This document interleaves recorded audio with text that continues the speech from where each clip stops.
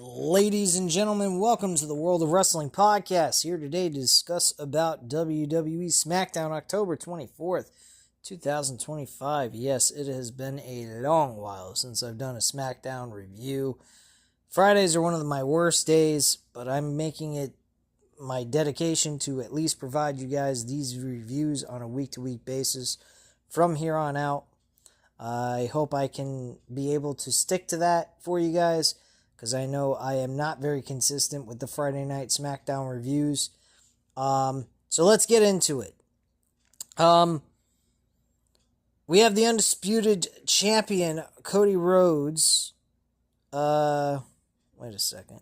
Hold on. Walking backstage, and he's stopped by Jimmy Uso. He thanks Cody for what he did for his cousin last week. Jimmy says he has to talk to Aldis about what happened to Jacob Fatu. Cody asks Jimmy if everything is good between him and Jay. Jimmy tells him he saw what happened, and he asks him how he would feel. Cody says he gets it. He has a brother in the game too, and he is going to do what is good for him. And Jimmy tells him he will talk to Nick Aldis, and Cody says he'll talk to the people. So Cody comes out. The fans are cheering for him. He asks them what they want to talk about, his typical catchphrase. He says they can talk about his opponent at Saturday night's main event, the Scottish Warrior, Drew McIntyre. The fans boo. He says he did something last week that was uncharacteristic. He took the title and smacked it across Drew's head. He wonders if he should apologize for that. We hear Drew's voice, and he tells him to stop. He doesn't want his apologies or any excuses. We see Drew walking through the fans and down the ringside. He says with all the evidence they have seen, the fans are going to cheer for Cody Rhodes anyway. And they are going to boo Drew McIntyre. Stands on top of the announce table. He says they are all complicit in Cody's crimes. And Drew says he thinks that they are brainwashed by corporate Cody's propaganda. No matter what he does, they keep cheering. WrestlePalooza, he screwed him with the referee, and last week he hit him with the title, and they still cheer for him. He says he has been screwed so many times, this has become about Drew McIntyre finishing his story. And he will finish it at Saturday night's main event. But the elephant in the room is who attacked Jacob Fatu. He says he is always the scapegoat. Sounds like Jack Perry from AEW. He hates that family, but he is innocent. He says maybe it was Jimmy, the black sheep of the family. Jay has another title match. Always the bridesmaid, never the bride. Cody tells him enough. He's looking for a fight, and he will fight him right here and right now. Drew gets down from the announce table, but Jimmy runs from behind, hits Drew with a right hands, and threw him into the announce table as WWE officials break it up. Jimmy with a suicide dive onto Drew, and WWE officials break it up again. Solo's music hits, and out comes with the MFTs. I could imagine the MFTs are the ones who actually attacked Jacob Fatu. I mean, they do have beef with him, I would imagine still, but I mean, that's kind of like long gone. That's like SummerSlam, like 2-3 months ago kind of thing. I mean, that's kind of a while ago, man. I mean, I haven't been watching SmackDown all that much, so I can imagine maybe there's some shit going on there anyway, without me knowing about it, since I haven't been keeping up with the episodes for the last month or so. So anyway, Shinsuke Nakamura and Rey Fenix have a match with Tama Tonga and JC Mateo. With the MFTs on the outside. This was a okay tag team matchup. Nothing too exciting. Wasn't super great, but it wasn't super terrible either. But MFTs actually walk away with the victory here. We cut to Jimmy Uso and Nick Aldis in the back. Jimmy tells him he knows that Drew McIntyre hurt Jacob Fatu. Aldis tells him he will put him in a match tonight. Jimmy says he doesn't want no match. He wants to fight. Aldis says it will be Jimmy against Drew in a no disqualification match. We cut to Julia, but in comes Chelsea Green and Alba Fire.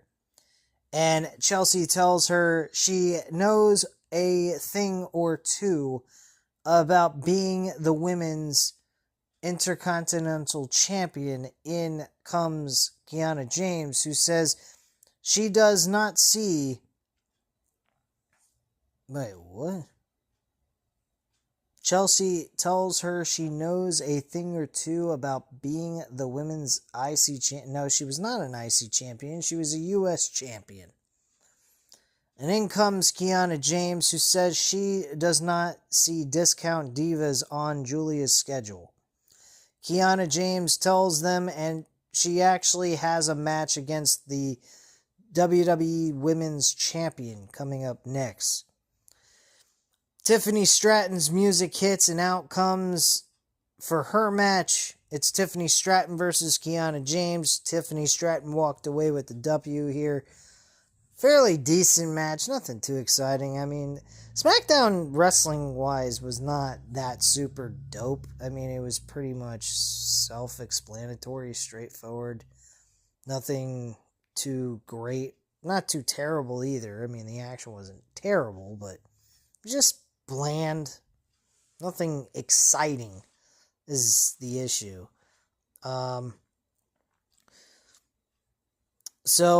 Yeah, Tiffany Stratton wins the match, though. Decent matchup. Nothing great about it, though. Julia gets in the ring after the match and hits Tiffany from behind. Jade Cargill's music hits, and out comes Jade to the ring. Julia goes for a right hand, but Cargill with a kick to the face, followed up by a jumping kick, and James gets on the ring apron, but Jade with a right hand. Julia and James walk to the back, and Jade extends her hand to Tiffany, who is on the mat. She helps Tiffany up and raises Tiffany's arm in the air. As Jade is about to walk away, though, she actually does a very terrible job play acting that she's just turning around and going away. Instead, she turns around, holds her arm still outwards, as if with Tiffany Stratton's back turn, ready to turn around and then clothesline her, making it very, very predictable. God, Jade Cargill sucks. She really does. And this woman is getting another shot for the Women's Championship at Saturday night's main event. That's announced later on the show tonight. My God, man. Tiffany Stratton's losing this fucking title at Saturday night's main event. I hate saying that, but it's the truth. She is going to lose this match. There is no doubt about it. You can't tell me different about this at all. There is no way in hell Tiffany Stratton is walking away with this title with Jade Cargill now turning heel. Jade Cargill is going to win. This is going to lead to a story with Bianca Belair when she gets back to beat Jade Cargill for the Women's Championship on SmackDown. I guarantee it. And the worst part is we're going to have to sit through her holding that Women's Championship until Bianca gets back, which I don't know when that's going to be. It might be at the Royal Rumble, and she may win the Royal Rumble to face her at WrestleMania next year, and that's what we're going to get. What the fuck are we dealing with here? This company, I don't understand. What is the big thing about Jade Cargill? What, her muscles? How tall she is? Her stature? She sucks in the ring! She is fucking shit! And I'm not no wrestling aficionado. I don't know. I can't tell sometimes botches that occur in the matches Hell, half the time I spend my time looking at my fucking phone when I watch these damn shows and listen to the action as it goes on. So, I mean, give me a fucking break, man. I just know what is good and what is bad, and this shit right here is bad. This is fucking terrible. I watch the pay-per-views and I keep my eyes glued on the screen. The week-to-week shows, I'll be honest with you guys, I wish wrestling was good enough for people to enjoy on a week-to-week basis for actual event televised programming. Yes, that would be indie shows. I actually like New Japan's pro wrestling style. I do.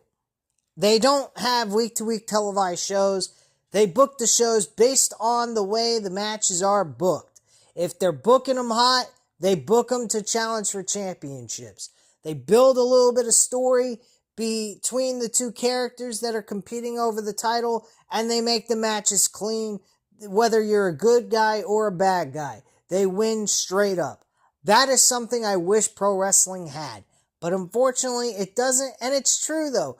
You can't have, if you're going to have a week-to-week television show for these promotions, they have to have a story. Or what is the point of being on a week-to-week show? It is stupid. And I will admit, the stories do hype up the matches. They make them more relevant. They make them more entertaining to watch. At the end of the day, this isn't based on skill set. This is based on who's being booked to win. So if you're doing it in that way, there's no way they could actually do this legitimately, like for real, like UFC or boxing. If they did that, people would be dropping like flies like nobody's business, and people would have tons of concussions. It'd be a very unsafe work environment. And no, you wouldn't need fucking forks, chairs wrapped over people's heads, or lighting someone on fire. All you have to do is punch them in the fucking head, and you'd give them a concussion. More than likely. People would be bleeding left and right from punches to the skull. Not to mention the way they slam each other on in the ring. If they really wanted to, they could slam them hard enough to break their fucking necks. I mean, this shit is not meant to be. It can't be legit like how how UFC and boxing is. Because if it was, they would have more, it would be more dangerous than any other sport. I mean, honestly, it would be, this is a controlled environment. That's why it's not real. You can't have it real. You have it real, people are gonna die in the middle of a fucking ring. That's nuts. That's why it's a controlled environment for these events. They can't make it real. It won't work. But anyway, yeah, Jade Cargill turns heel.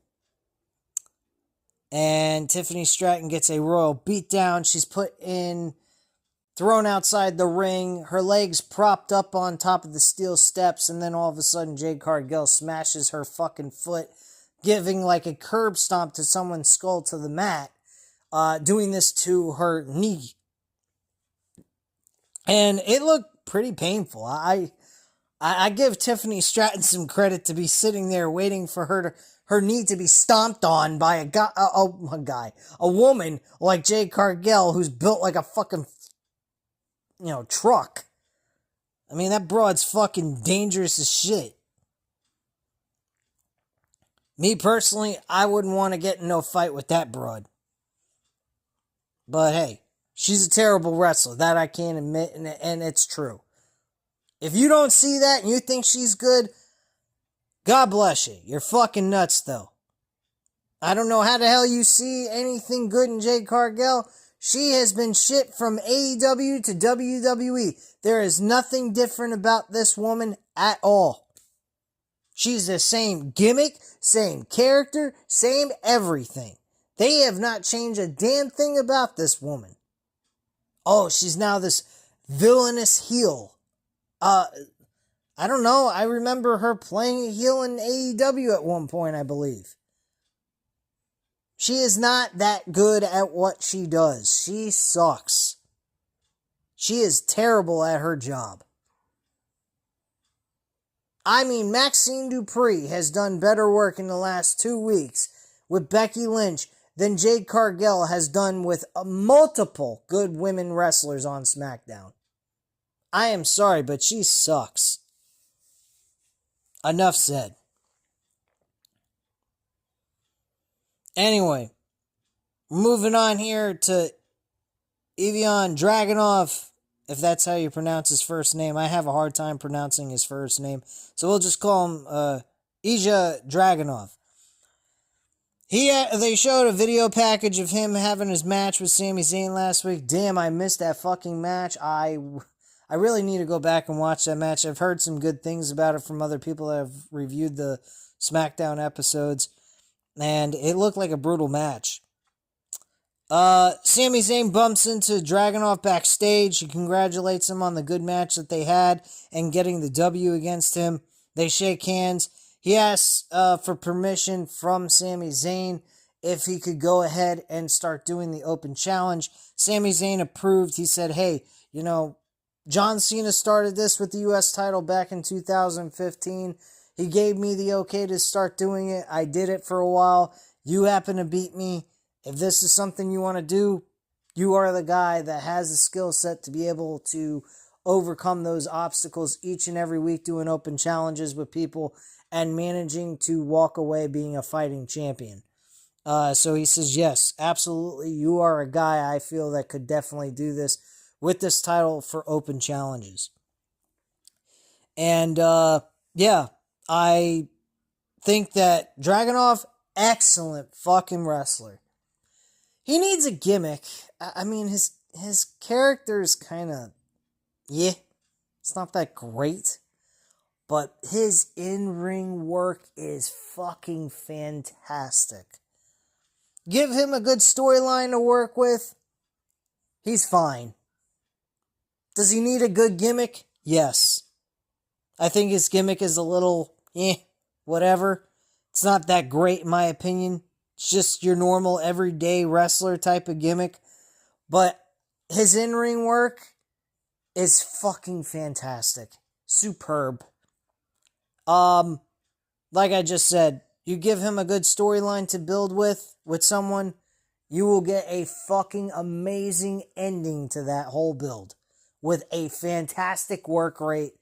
And all you gotta give him is a good storyline, and it will be a success on the mid-card of a pay-per-view event. Absolutely. He is fucking great at what he does. The only thing that I think will ever hold him back from being a main eventer, he needs a strong gimmick. That is the only thing I think he's missing. But at this point in time, I wouldn't fuck with any kind of gimmick, because you give him the wrong gimmick and it backfires on him, you're going to fuck him up royally. I think you need to slowly find a gimmick for him. And then once you find that gimmick, then proceed with it. But for right now, he's fine just the way he is. I just wish he had some kind of pizzazz about him. There's really nothing about him that stands out to me, character-wise. But man, wrestling, fucking Dragunov, you can be on fucking weekly televised shows on Raw or SmackDown and have a fucking match, and my eyes are glued on that shit. They had the match with Aleister Black and Dragunov tonight. I was watching that from beginning to end. Fucking great match between those two. Excellent, excellent matchup. And then they told a story at the end of the match with Damian Priest interfering, trying to get even from what happened in the last man standing match from last week, with him getting shot in the eye with a fucking fireball, all that stuff. And Dragunov won the match with his finishing maneuver. After, I think it was like his second or third time doing it. He had a problem with his neck and he was in pain. So, yeah. Excellent, excellent match. Unbelievable work between the two of these guys. If you want to run that shit back and have Aleister Black be the guy to win that U.S. championship down the line after he's done with Damian Priest, please do. That would be the guy I want to see Dragunov drop the title to. He needs something like that. Because this guy has been treated like shit from both promotions. He was treated good in NXT. No doubt about it. But when he made it to the main roster, he didn't do nothing. And he sure as hell didn't do nothing in AEW. But then again, look at Tony Khan. Look at what he did this past Wednesday. Looking at the camera. Looking at the Young Bucks. Acting as if the camera is there for him to speak to the... No, dumbass. It's a scene. You're supposed to be talking to the characters in the scene as if the cameraman isn't there. This guy has no fucking clue how wrestling works. He is a fucking dumbass. He wasn't cutting a promo and getting an interview with a backstage interviewer. He was talking to the Young Bucks and staring at the fucking camera. Please, stay off fucking television. You suck. Your fucking booking decisions suck, along with your fucking way of doing things on camera. You are a fucking dork nerd who belongs in your mother's basement. This may sound crazy, but if I could get Vincent McMahon in his prime, working in AEW to do the stories, I would run with that. If I could get a guy like Vincent McMahon, the attitude of Vincent McMahon, the way he conducted business and everything else, even though it may have been shrewd, mean, and fucking vile, I would have taken that because at least he, back when he was actually able to write a fucking program with his writers, he knew how to conduct business. This kid, Tony Khan, who's actually not a kid at all, is actually older than me, is a fucking schmuck. And that is why on this channel, I will not be reviewing this fucking shit no more. Will I keep up with the episodes? Yeah, on my own free time, though. I ain't fucking watching Dynamite on a Wednesday night if I got a good basketball game to watch. Hell with fucking AEW wrestling. I'll watch it later in the week or something when I got free time to do it. I ain't sitting here watching AEW getting bored out of my fucking mind. Fuck that shit. Rather skip the shit I'm not interested in. And if I'm going to do that, why cover the damn show on here? That's the reason why. Like I said, once AEW starts improving and I start seeing improvements, which I highly doubt I will, that's when I'll start covering the damn show again. Till then, I'm sorry to all the AEW dick riders or AEW diehards. I'm sorry. I can't do it. I'm not going to bullshit myself telling myself, oh, AEW is a great show. It's not. Smackdown was a better show than Dynamite was this past week. Smackdown was a very enjoyable show. Was it the greatest show of all time? No. Was it better than Raw? No. I think Smackdown was a very doable and watchable show. And this match here with Dragunov and Black was a fucking fantastic match. I mean, this match topped the fucking main event of Dynamite, okay? I don't give a fuck. It's Okada versus Bandino over a fucking unified championship. That the only reason why that match even occurred is because Bandino and Brody King retained their tag team titles. The fuck? Who cares? Oh, shit. Anyway. After the match was over and Dragunov retained his title, Priest gets in the ring after the match, hits Black with the right hands and elbows to the face.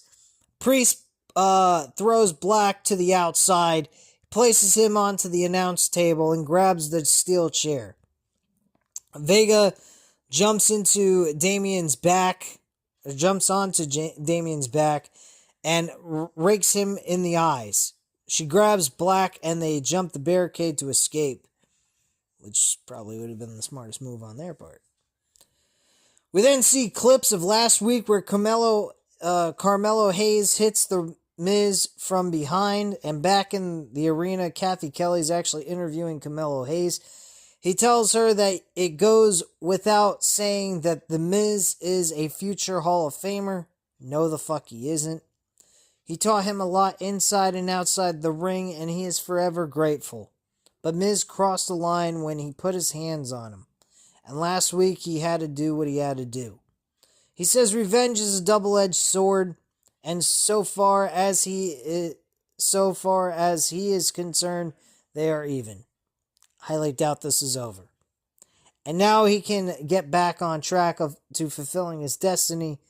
He says he owes it to the people and to himself to get back on track to being him. Then we have Kit Williams, God help us all, who tells him to wake up. Hayes says it would be a crime if he let him interrupt him and get away with it. He challenges him to a match next week and Hayes walks away. Kit Wilson also mentions that he's toxic masculinity and all this woke bullshit. I hate fucking woke propaganda shit. That's what this gimmick is for Kit Wilson and his tag team partner, who's, I believe, out with an injury, obviously, or he would actually be there too. I hate the woke mentality. It is absolutely, positively a joke. There's nothing woke about woke people. Hence the word past tense woke. They were once woken. Now they're asleep. That's the way I look at it. But hey, I'm not going to get into the political end of things. Don't want to get everyone all sourpussed on that. I fuck government. I don't give a shit about the government. I think we ought to be an anarchist world where we govern ourselves.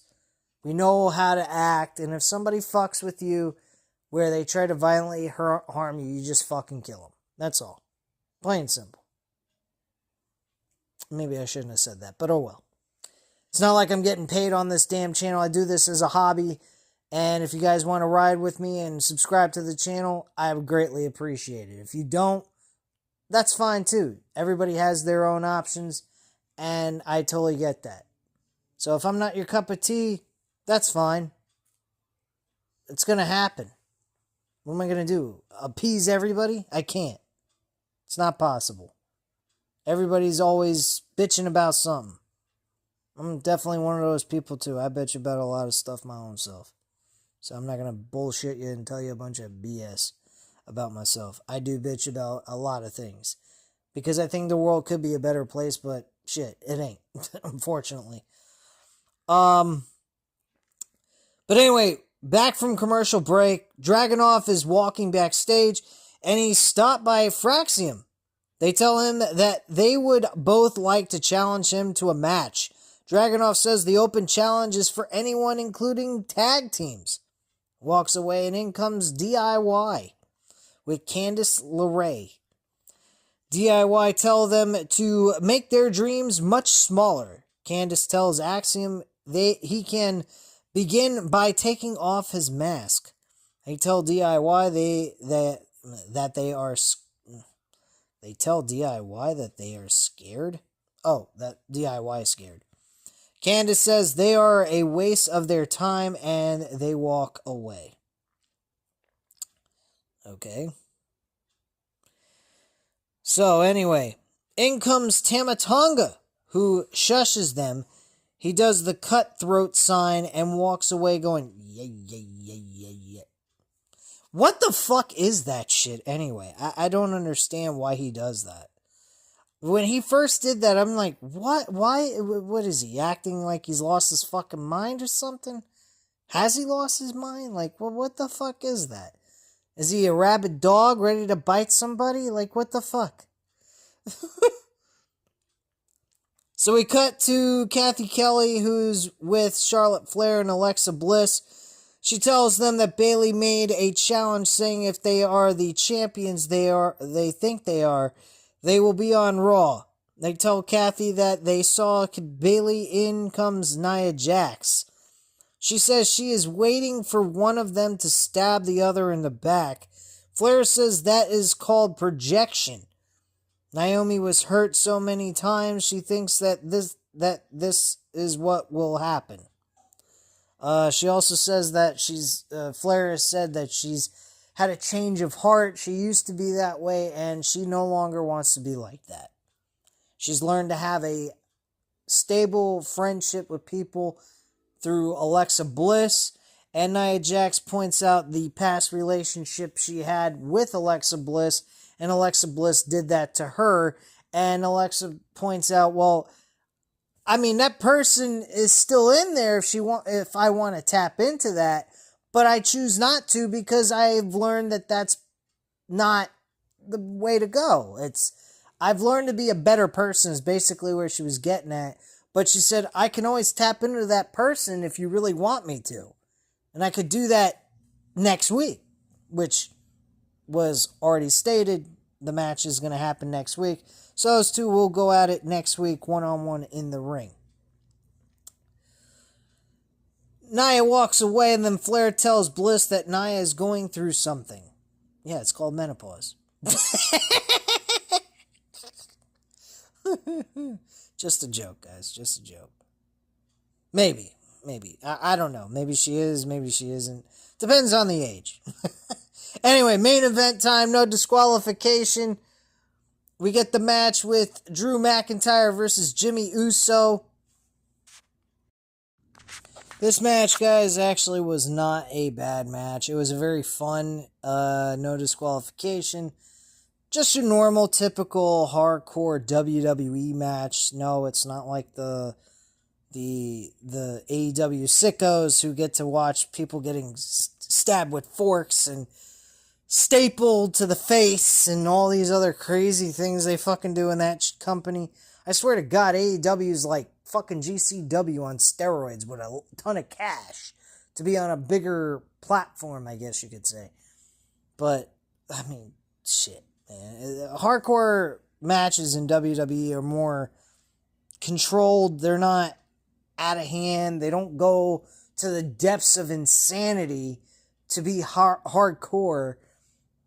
This match delivered in wrestling. I think it did a good job with that.